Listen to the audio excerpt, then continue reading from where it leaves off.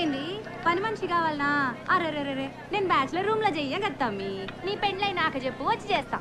ఈ సాఫ్ట్వేర్ వాళ్ళు సాఫ్ట్ గంట చెయ్యి చేస్తా గానీ ఆ బ్యాచులర్ పోరగాల దగ్గర పని కొప్పుకోవచ్చు కదా. ఈడెం మొగుడు పళ్ళ మాట్లాడతారంట, మాట్లాడుకోనా?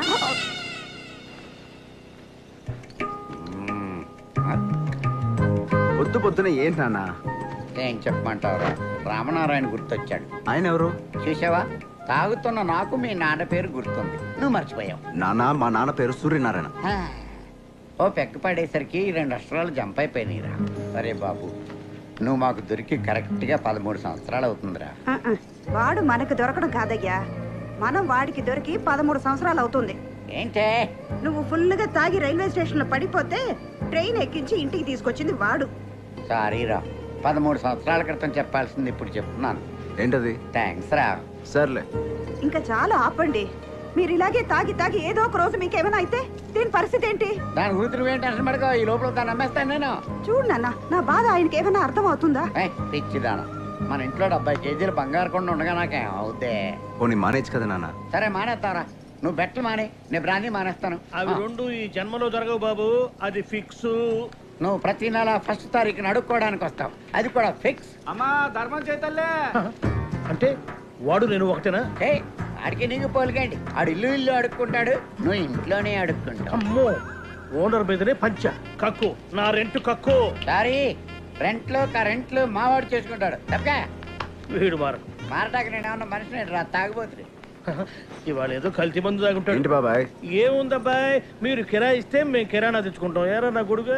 అదే మరి కొత్తగా అడుగుతున్నాం. ప్రతి నెల మనం పెట్టేసుకుంటాం కదా. ఇంట్లో దిగిన ఇన్నేళ్ల నుంచి నన్ను వేసుకున్న చాలు. ప్రతి నెల మనం పెట్టేసుకోవడం, నేను ఓడిపోవడం, అద్దె మాఫీ అయిపోవడం, ఇక నుంచి ఈ సంప్రదాయానికి స్వచ్ఛ చూద్దాం అనుకుంటాను. ఏరా నా కొడుకు? అది కాదు బాబాయ్. నువ్వు నన్ను కన్విన్స్ చేయలేవు బాబు.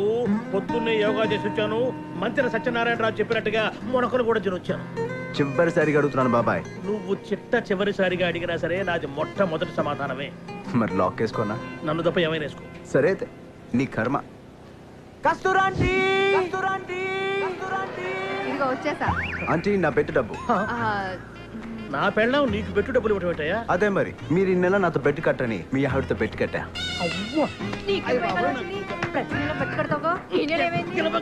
నీకే పోయే కాలం వచ్చింది, నువ్వెందుకు పెట్టి కట్టావే? కుర్రోళ్ళతో నీకేం పని? ఆపండి, ఈ యాక్షన్ సీక్వెన్స్ ఇంట్లో పెట్టుకోండి. ఆంటీ, నా పెట్టు డబ్బు. ఉన్నా ఏందా జేబులో చేపెట్టాను నలుగురులా. అబ్బే బాబాయ్, నీ రెంట్ నా పర్సెంట్ వస్తా. రే, నువ్వు నన్ను ఆడుకోవడం కాదురా, రేపు నిన్ను ఆడుకునేవాడు వస్తాడే, అప్పుడుంటుంది నీకు రచ్చ. వాడి చేతిలో ఓడిపోయాను, గెలుపులో ఉన్న కిక్ ఇంకెందులోనూ ఉండదు. వాడిని విన్నవడమే నాకు అసలైన కిక్. అదే ప్లాన్ చేయాలి. చేస్తా.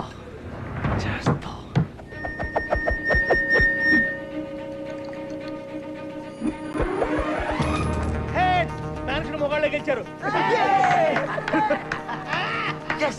అందరి నుండి రక్క ఈ క్రికెట్ ఆడడం కాపురం చేయడం కంటే చాలా ఈజీ. ఇప్పుడు బ్యాట్ అంటే సీపురు అన్నట్టు, బ్యాటింగ్ అంటే సీపురుతో ఊడిసి కొట్టుడే. మరి బౌలింగ్ అంటే గదేముంది, గోడకు పిడికలు కొట్టినట్టు. గాడు 6 కొట్టలేదనుకో పగులు.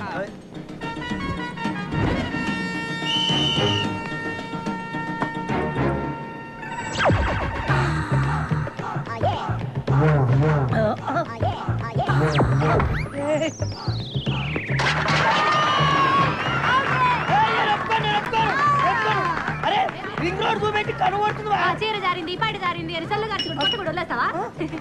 జారింది. ఓకే ఓకే, 6 పడతా, డైరెక్ట్ 6. దేడి దిమాగ్ ముంగడవా. Sorry madam, sorry. Okay ready. అత్తమ్మా ఆగో, అమ్మా క్యాచ్ పడదు, డైరెక్ట్ 6.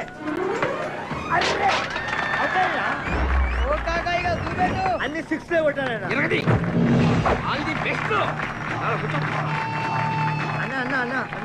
బాలాల వేసుకుంటాడు, ఒకటే 6 నేను కొడతాను రా, నువ్వు క్వార్టర్ కొట్టు. బ్యాటింగ్ బ్రహ్మాండంగా చేయమన్నా, అలాగే బాక్సులు బద్దలైపోవాలి.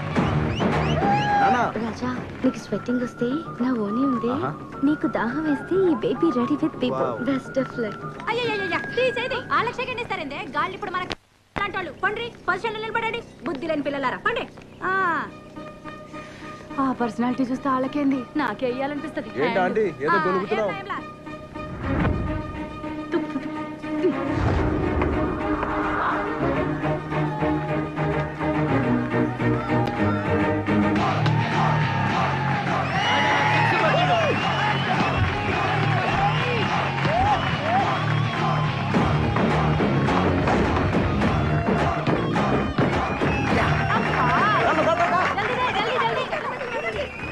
నాన్న తొందరగా వెళ్ళు.